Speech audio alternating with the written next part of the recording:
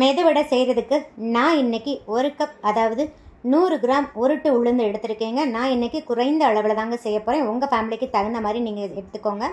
இப்போ உளுந்தை வந்து 4-5 டைம் நல்லா தண்ணி ஊற்றி வாஷ் பண்ணிடுங்க. இப்போ பாருங்கள் தண்ணி எந்த அளவுக்கு அழுக்காக இருக்குன்னு. இந்த தண்ணி நல்லா கிளியராக இருக்கணும், அதளவுக்கு வாஷ் பண்ணிக்கோங்க. இப்போ பாருங்கள் 1 கப் குடிக்கிற தண்ணி ஊற்றிடுங்க. இப்போ பாருங்கள் தண்ணி எந்த அளவுக்கு க்ளீனாக இருக்குன்னு இந்த அளவுக்கு வாஷ் பண்ணியிருக்கணுங்க. இப்போ நான் 1 கப் குடிக்கிற தண்ணி ஊற்றி ஊற வச்சுருங்க. ஏன் குடிக்கிற தண்ணியை ஊற்றி ஊற வைக்கணும்னா அதே தண்ணியை ஊற்றி தாங்க நம்ம மிக்சியில் அரைக்க போகிறோம். அதனால் குடிக்கிற தண்ணி ஊற்றிக்கோங்க. இப்போ இந்த உளுந்தை வந்து ஒரு 1 ஹவருக்கு அப்படியே ஃப்ரிட்ஜிலே வச்சு ஊற வச்சுருங்க. ஏன் ஃப்ரிட்ஜில் வைக்க சொல்கிறேன்னா மிக்சியில் அரைக்கிற பட்சத்தில் உளுந்து நல்லா சூடேறிடுங்க. உளுந்து சூடேறினால் நமக்கு உளுந்த வடை அந்த அளவுக்கு புசு புசுன்னு வராருங்க. அதனால் நீங்கள் இந்த உளுந்தை ஃப்ரிட்ஜில் வச்சு அப்படியே 1 ஹவருக்கு அப்படியே வச்சு விட்ருங்க. இப்போ பாருங்கள் நான் 1 ஹவர் கழித்து ஃப்ரிட்ஜிலேருந்து எடுத்துட்டேன். இப்போ லைட்டாக இந்த இதை பிரேக் பண்ணி பார்த்திங்கன்னா நல்லா உடையணுங்க. இந்த அளவுக்கு ஊறி இருக்கணும். 1 ஹவருக்கு ஊறினா போதுங்க, அதுக்கு மேலே ஊற வைக்க வேண்டாம். இந்த தண்ணியை ஒரு கிளாஸில் எடுத்து தனியாக வச்சுருங்க. தண்ணி அந்த அளவுக்கு நல்லா சில்லுன்னு இருக்கணுங்க. அதனால தான் நான் ஃப்ரிட்ஜில் வைக்க சொன்னேன். நெக்ஸ்ட்டு உளுந்த எல்லாத்தையும் இதே மாதிரி ஒரு டீ வடிகட்டியில் எடுத்து வச்சுருங்க. அப்போ தான் எக்ஸ்ட்ரா இருக்க தண்ணி எல்லாம் நல்லா வடிஞ்சிரும். ஒரு 10 நிமிஷத்துக்கு அப்படியே இருக்கட்டும். பாருங்கள் நான் ஒட்ட தண்ணி எல்லாம் நல்லா வடிச்சிட்டு எடுத்து வச்சுருக்கேங்க. இதை நம்ம மிக்ஸி ஜாரில் சேர்த்துடலாங்க. சேர்த்துட்டு தண்ணியே விடாமல் ஒரு 4 பல்ஸ் விட்டு எடுத்துக்கோங்க. பல்ஸ் மோடில் தாங்க அரைக்கணும், ஒரே தான் அரைக்கக்கூடாது. இப்போ பாருங்கள் நான் 4 பல்ஸ் விட்டு எடுத்துகிட்டு வந்துட்டேன். இப்போ ஓரளவுக்கு மசிஞ்சிருக்குங்க. இன்னும் நல்லா ஸ்மூத் பேஸ்ட்டாக மசியணும்.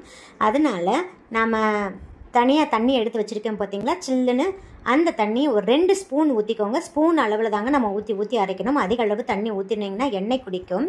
இப்போ நம்ம அரைச்சிடலாம். அரைக்கும்போது ஸ்பீடை வந்து 1, 2 அதுக்கப்புறம் 3ல் வச்சு ஒரு 1 நிமிஷத்துக்கு அரைச்சிக்கோங்க. இப்போ பாருங்கள் அரைச்சிட்டு வந்துட்டேன். இன்னும் கொஞ்சம் அரையப்படணும். அதனால் எக்ஸ்ட்ரா ஒரு 2 ஸ்பூன் தண்ணி ஊற்றிக்கிறேங்க.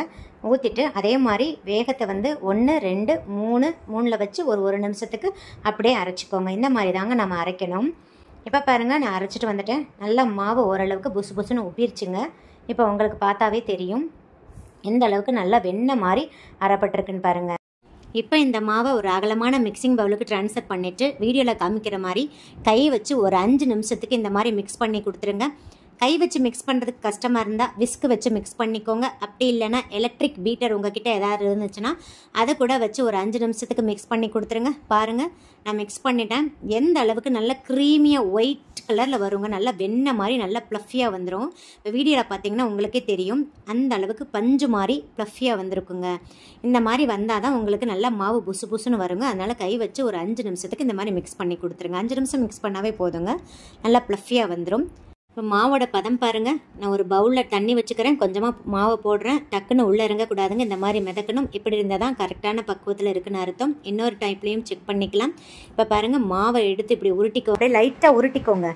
கையில் உருட்டிட்டு அப்படியே குழி போட்டுருங்க. அதை தட்ட வேண்டாம், அடைய தட்டாமல் அப்படியே போட்டு பாருங்கள், சூப்பராக விழுகுங்க, ரவுண்ட் ஷேப்பாக விழுகும். நான் 1 டேபிள் ஸ்பூன் பச்சரிசி மாவு சேர்க்குறேங்க. பச்சரிசி மாவோட அளவு இன்க்ரீஸ் பண்ணாதீங்க, அப்புறம் வடை ஹார்டாயிரும்.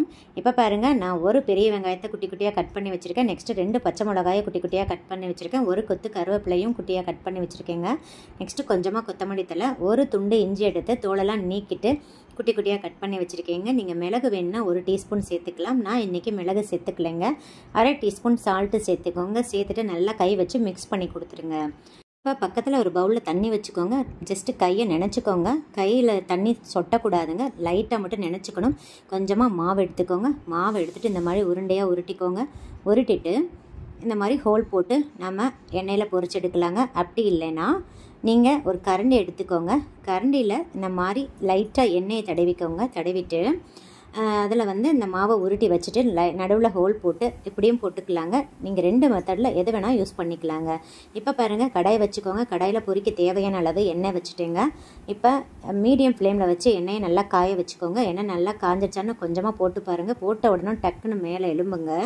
இதான் கரெக்டான ஸ்டேஜ். இப்போ ஃப்ளேமை மீடியமில் வச்சுட்டு நாம் எடுத்து வச்சுருக்கிற வடைகளை அப்படியே போட்டுடலாங்க. நீங்கள் இந்த மாதிரி கரண்டியை யூஸ் பண்ணுறதா இருந்தால் சிம்மில் வச்சுட்டு ஒரு 2 செகண்ட் அப்படியே எண்ணெயிலே வச்சுருங்க, டக்குன்னு கீழே இறங்கிடுங்க.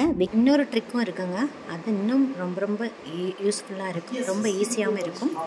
இதே மாதிரி ஆளாக்கு எல்லார் வீட்லேயும் இருக்கும். அதில் நான் அந்த காப்படி ஆளாக்கு எடுத்துக்கிறேங்க. அது ரொம்ப சர்ஃபேஸ் கொஞ்சம் அகலமாக இருக்கிறதுனால ரொம்ப யூஸ்ஃபுல்லாக இருக்கும். இதில் வந்து நம்ம யூஸ் பண்ணுற பாலித்தீன் கவரை மாட்டி விட்டுருலாங்க. இந்த பாலித்தீன் கவரை நல்லா தண்ணி ஊற்றி கழுவிடுங்க, கழுவிட்டு சுத்தமாக கழுவிட்டு இதில் மாட்டி விட்டுருங்க. நல்லா இந்த மாதிரி மாட்டி விட்டுருங்க. ஸோ இந்த பாலித்தீன் கவர் வந்து கலராமல் இருக்கிறதுக்காக இந்த மாதிரி ரப்பர் பேண்டை போட்டு டைட் பண்ணிடுங்க. பாருங்கள், இப்போ நல்லா டைட் ஆயிடுச்சு. இப்போ லைட்டாக தண்ணியை தொட்டு இந்த கவரில் அப்ளை பண்ணி விட்டுருங்க. உருண்டைகளாக உருட்டி இந்த கவரில் வச்சு அப்படியே தட்டி போட்டுடலாங்க. ஈஸியாக போட்டுடலாம், கொஞ்சம் கூட கஷ்டமே இருக்காது. வடை போடும்போது ஃப்ளேமை வந்து கண்டிப்பாக மீடியமில் வச்சுக்கோங்க. ஏன்னா ஹையில் வச்சுட்டு வடையை போட்டிங்கன்னா மேல்புறம் மட்டும் சிவந்துருங்க, உள்ளே நல்லா வேகவே வேகாது.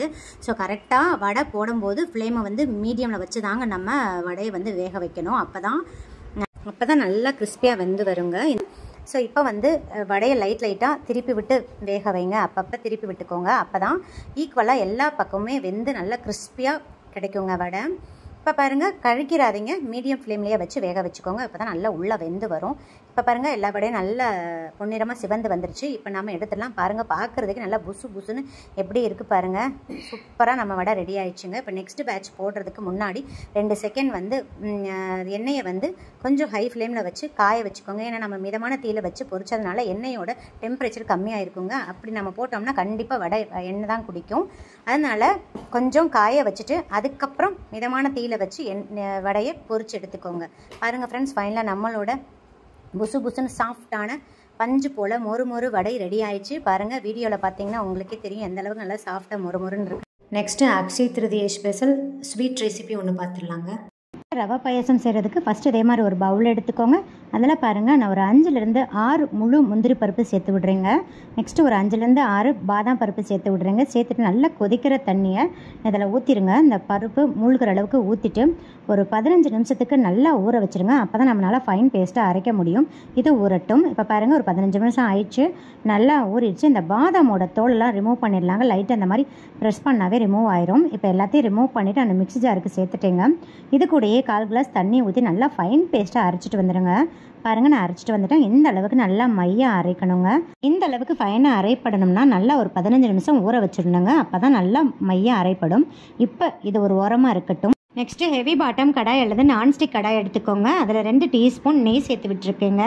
இப்போ ஸ்டவ் ஆன் பண்ணிவிட்டு நெய்யை நல்லா ஹீட் பண்ணிக்கோங்க. இப்போ ஹீட் ஆகவும் மீடியம் ஃப்ளேமில் வச்சுட்டு ஒரு 5லேருந்து 6 முந்திரி பருப்பு சேர்த்து விட்றேங்க. இது கூடயே ஒரு 6 பாதாம் பருப்பை நல்லா உடச்சிட்டு சேர்த்து விட்றேங்க. இப்போ இது ரெண்டுமே நல்லா சிவந்து வரட்டும், லைட்டாக சிவக்கவும். இது கூடயே ஒரு 10லேருந்து 15 உலர் திராட்சை சேர்த்து விட்றேங்க. பாருங்கள், உலர் திராட்சையும் அளவில் எல்லாம் பெருசாகிடுச்சு. இது கூடயே 2லேருந்து 3 கிராம்பு சேர்த்து விட்றேங்க. கிராம்பு சேர்த்து செய்கிறதுனால இந்த பாயாசமே ஒரு நல்ல அருமையான ஃப்ளேவராக இருக்குங்க.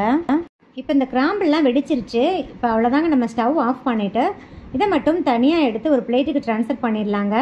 நெக்ஸ்ட்டு அதே கடாயில் நெய் எதுவும் ஆட் பண்ண தேவையில்லைங்க. நம்ம முந்திரி வறுத்த நெய்யே போதுமானது. பாருங்கள், 3 டீஸ்பூன் ரவை சேர்த்து விடுறேங்க. வறுத்த ரவை, வறுக்காத ரவை, எந்த ரவையாக இருந்தாலும் பரவாயில்ல. இதே டீஸ்பூனில் 3 டீஸ்பூன் சேர்த்துருக்கேங்க. 1 டீஸ்பூன் ரவை சேர்த்தாலே 4 பேர் தாராளமாக குடிக்கலாங்க. ஸோ ரவை சேர்த்து செய்கிற பதார்த்தத்தில் உபரி அதிகமாக கிடைக்கும். ஸோ அளவாக சேர்த்துக்கோங்க. இப்போ சேர்த்துட்டு ஃப்ளேம் கம்ப்ளீட்டாக சிம்மில் தாங்க இருக்கணும், இல்லாட்டி சட்டுன்னு கறிகிறோம். ரவை நல்ல மணம் வர்ற அளவுக்கு வறுத்து விட்டுருங்க. ஏன்னா ரவைக்குனே ஒரு பச்சை ஸ்மெல் இருக்கும், அதெல்லாம் போயிடணும். பச்சை ஸ்மெல்லாம் போனால் தான் பாயாசம் ரொம்ப மணமாக டேஸ்ட்டாக இருக்குங்க. ரவையோட கலர் மாறிடக்கூடாது. ஸோ கம்ப்ளீட்டாக ஃப்ளேமை வந்து சிம்மில் தான் வச்சிடணும். ஒரு 5 நிமிஷத்துக்கு நல்லா அந்த மாதிரி வறுத்து கொடுத்துருங்க. இப்போ பாருங்கள், 5 நிமிஷம் ஆயிடுச்சு, நல்லா கமகமன்னு வாசனை வந்துருச்சுங்க. பாருங்கள், நம்ம எந்த கப்பில் ரவை அளந்தோமோ அதே கப்பில் 2 கப் தண்ணி சேர்த்துக்கிறேங்க. இந்த கப்பில் நான் 1/4 கப் ரவை எடுத்திருந்தேன், அதாவது 3 டீஸ்பூன் ரவை எடுத்திருந்தேன். அதே கப்பில் 2 கப் தண்ணி சேர்த்துடுறேங்க. சேர்த்துட்டு ஃப்ளேம் கம்ப்ளீட்டாக சிம்மில் தாங்க இருக்கணும். இப்போ ரவை வந்து இந்த தண்ணியிலேயே நல்லா வெந்து வந்துடணுங்க. அந்த அளவுக்கு ஒரு 3 நிமிஷத்துக்கு நல்லா வேக வச்சுக்கோங்க. இப்படி கிளறி கொடுத்துக்கிட்டே இருங்க. பாருங்கள், ரவை ஓரளவுக்கு நல்லா வெந்துருச்சு. பாருங்கள், சூப்பராக வெந்துருச்சு. பாருங்கள், தண்ணியும் ஓரளவுக்கு ட்ரை ஆகிடுச்சு. ரொம்ப தண்ணியை ட்ரை ஆக்கிடாதீங்க. அப்போ நம்ம பால் சேர்க்கும் போது ரொம்ப கட்டிகளாக ஆயிருங்க. அதனால் இப்போ நம்ம பால் சேர்த்துடலாங்க. நம்ம எந்த கப்பில் ரவை அளந்தோமோ அதே கப்பில் 3 கப் பால் சேர்த்து விட்றேங்க. அதாவது 1/4 லிட்டர் பால் சேர்க்குறேங்க. பால் சேர்க்க வச்சு ஃப்ளேம் வந்து கம்ப்ளீட்டாக சிம்மில் வச்சுருங்க. பாலை சேர்த்துட்டு நல்லா உடனே இந்த மாதிரி மிக்ஸ் பண்ணி கொடுத்துருங்க. இப்போ இது கூடயே நாம் அரைச்சி வச்ச முந்திரி பாதாம் பேஸ்ட்டை சேர்த்துடலாங்க. ஒரு 1/4 கிளாஸ் தண்ணி ஊற்றி மிக்ஸி ஜாரையும் அலசி ஊற்றிக்கிறேங்க. சேர்த்துட்டு நல்லா ஒரு 3 நிமிஷத்துக்கு ஃப்ளேமை வந்து சிம் டு மீடியம் வச்சுட்டு நல்லா கொதிக்க விடுங்க. அப்போ தான் ரவை வந்து அந்த பாலோட நல்லா மிக்ஸ் ஆகிட்டு சாப்பிட்றதுக்கு ரொம்ப டேஸ்ட்டாக இருக்குங்க. ஒரு 3 நிமிஷத்துக்கு நல்லா அந்த மாதிரி கொதிக்கட்டும். நல்லா இந்த மாதிரி கைவிடாமல் கிளறி கொடுத்துக்கிட்டே இருங்க. இப்போ பாருங்கள் 3 நிமிஷம் ஆயிடுச்சு. நான் ஆல்ரெடி காய்ச்சி ஆற வச்ச பாலாக இருந்ததுனால 3 நிமிஷம் ஆயிடுச்சுங்க. நீங்கள் காய்ச்சாத பாலை ஊற்றுனீங்கன்னா ஒரு 5லேருந்து 6 நிமிஷம் வரைக்கும் நல்லா கொதிக்க வச்சுக்கோங்க. இப்போ நாம் சுகர் சேர்த்துடலாங்க. நான் 1/4 கப்பு ரவை எடுத்திருந்தேன், அதாவது 3 டீஸ்பூன் ரவை எடுத்திருந்தேன். இப்போ 1/2 கப் சுகர் சேர்த்துக்கலாம். டீஸ்பூனில் அளந்துருந்தீங்கன்னா நம்ம 6 டீஸ்பூன் சுகர் சேர்த்துக்கலாங்க. அப்போ தான் கரெக்டாக இருக்கும். ஏன்னா பாயாசம்னா கொஞ்சம் இனிப்பு சுவை அதிகமாக இருந்தால் தாங்க நல்லாயிருக்கும். சுகர் சேர்த்துட்டு நல்லா 1 நிமிஷத்துக்கு இந்த மாதிரி கரண்டி வச்சு மிக்ஸ் பண்ணி கொடுத்துக்கிட்டே இருங்க. இது கூடயே ஒரு பிஞ்ச் குங்குமப்பூ சேர்த்து விடுறேங்க. இது முற்றிலும் ஆப்ஷனல் தான். ஜஸ்ட் அந்த லைட்டாக ஒரு yellowish கலருக்காக சேர்த்து விடுறேங்க. ஃப்ளேம் கம்ப்ளீட்டாக சிம்மில் தாங்க இருக்கணும். நான் இது கூடயே 1 டீஸ்பூன், அதாவது சிறிய ஸ்பூனில் 1 டீஸ்பூன் ஏலக்காய் தூள் சேர்க்குறேங்க. ஃப்ளேவருக்காக தான் சேர்க்குறேன். சேர்த்துட்டு நல்லா மிக்ஸ் பண்ணி கொடுத்துருங்க. நெக்ஸ்ட் இது கூடயே நம்ம வறுத்து வச்சுருந்த முந்திரி பாதாம் திராட்சை எல்லாம் சேர்த்துடலாங்க. சேர்த்துட்டு நல்லா மிக்ஸ் பண்ணி கொடுத்துருங்க.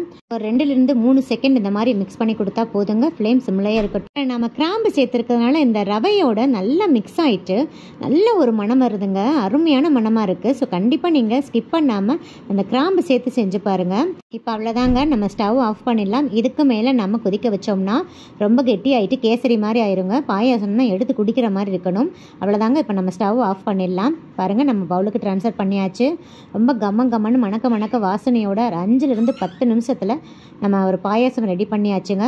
இதில் நம்ம முந்திரி பாதாம்லாம் அரைச்சி ஊற்றுனதுனால டேஸ்ட் அமேசிங்காக இருக்குங்க. ஒரு டைம் இந்த மாதிரி ட்ரை பண்ணி பாருங்கள். கண்டிப்பாக நீங்கள் திரும்ப இந்த மாதிரி தான் செய்வீங்க. அந்தளவுக்கு ரொம்ப டேஸ்ட்டாக இருக்கும். வீட்டுக்கு யாராவது கெஸ்ட் வந்திருந்தால் கூட 5-10 நிமிஷத்தில் நம்ம ஒரு ஸ்வீட் ரெடி பண்ணிடலாங்க.